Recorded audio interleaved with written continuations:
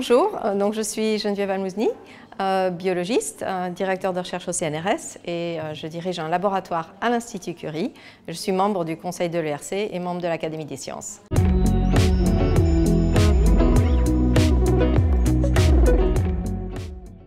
Je suis membre du conseil scientifique de l'ERC. J'ai également été récipiendaire de financement ERC dans le cadre des appels d'offres Advanced Grants. Et je dois dire que c'est une chance formidable, une opportunité de développer de manière libre un programme de recherche basé sur un projet qu'on peut avoir conçu complètement indépendamment, de manière individuelle et en mettant en place une équipe autour de soi qu'on choisit avec des moyens pour 5 ans à peu près et de l'ordre de 2,5 millions d'euros. Donc ça donne vraiment un levier important, autant pour développer ces projets que pour son équipe.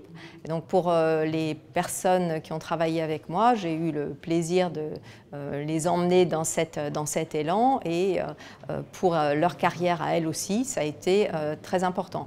En particulier les possibilités de POC, donc ce sont les Proof of Concept qui sont la partie innovation qui est développée sur la base d'un projet ERC. Et là, j'avais un postdoctorant qui s'est motivé sur cet aspect et qui ensuite a poursuivi dans le domaine de l'innovation.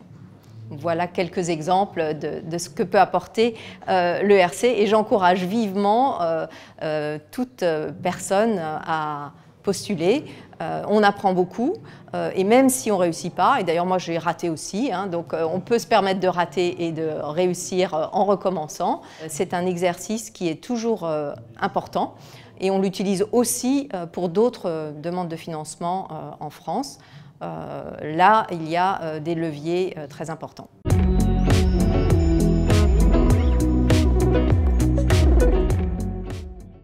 On présente l'ERC sous un volet très fondamental et l'EIC pour tout ce qui est innovation.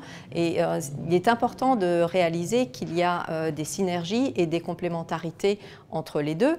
Et à ce titre, en étant moi-même au niveau du conseil de l'ERC, j'ai eu la chance de faire partie du groupe Contact avec le conseil de l'EIC et nous avons notamment pu réfléchir ensemble à la continuité qu'il pouvait y avoir entre l'outil Proof of Concept de l'ERC et l'outil Transition qui est développé par l'EIC, qui emmène un cran plus loin dans le développement vers l'innovation des projets qui auraient démarré au sein de l'ERC. Donc l'ERC, ça peut vraiment être un vivier. Et par ailleurs, un autre élément aussi qui est important, c'est de réaliser qu'il y a des managers projets au sein de l'EIC qui sont intéressés pour faire une analyse avec l'ERC des projets ERC qui ont un potentiel d'intérêt pour les industriels, pour mettre en contact ces personnes et potentiellement développer de nouveaux programmes pour le futur.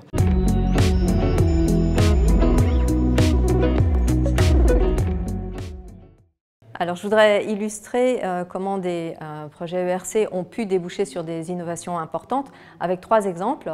Et donc, le premier, dans le domaine de la physique, avec les technologies de l'informatique quantique et les travaux du physicien finnois, le professeur Mikko Pentti-Matias Muotonen de l'université Aalto, qui est cofondateur et chef scientifique de la société EQM Quantum Computers, qui est l'une des sociétés montantes dans le domaine avec une levée de plus de 70 millions d'euros et qui a bénéficié d'un accélérateur dans le contexte de l'EIC. Pour la deuxième illustration, là je voudrais parler de thérapie pour la récupération fonctionnelle des personnes qui ont subi des lésions de la moelle épinière, notamment les paraplégiques, avec les travaux de médecine expérimentale du professeur Grégoire Courtine de l'Institut de l'EPFL à Lausanne, qui a développé une société qui s'appelle Onward et qui, en s'appuyant sur des travaux formidables au niveau de la compréhension des mécanismes sous-jacents